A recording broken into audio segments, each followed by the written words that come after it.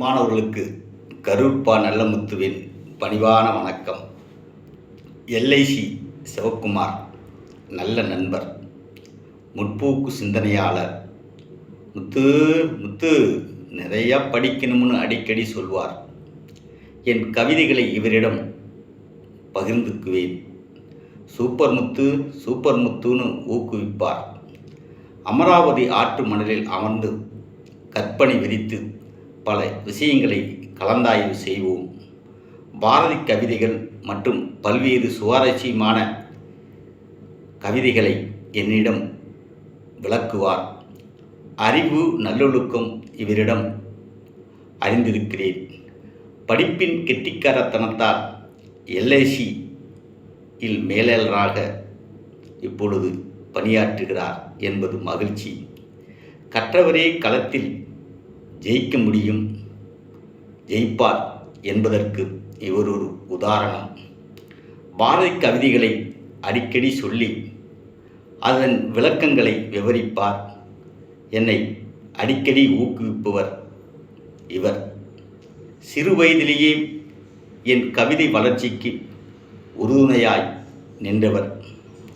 இவரை பார்க்கும் பொழுதெல்லாம் நாம் படிக்கவில்லையே என்ற கவலை தோன்றும். ஆனாலும் படிப்பின் விஷயங்களை எப்படி வென்றாலும் பகுத்தறிந்து ஆரம்பிக்கலாம் என்ற உண்மையை தெரிந்து கொண்டு பல புத்தகங்களை நான் புரட்டியதற்கு இவர் ஒரு காரணக்கர்த்தாவே.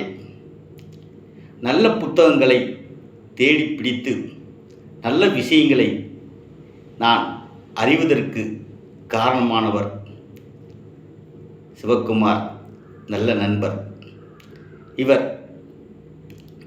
எப்பொழுதும் உயர் நோக்கு கொண்ட நல்ல விஷயங்களை என்னிடம் பகிர்ந்து கொண்டே இருப்பார். சந்திக்கும் வேலையெல்லாம் நான் சிந்தனை வளர்ப்பதற்கு காரணமானவர்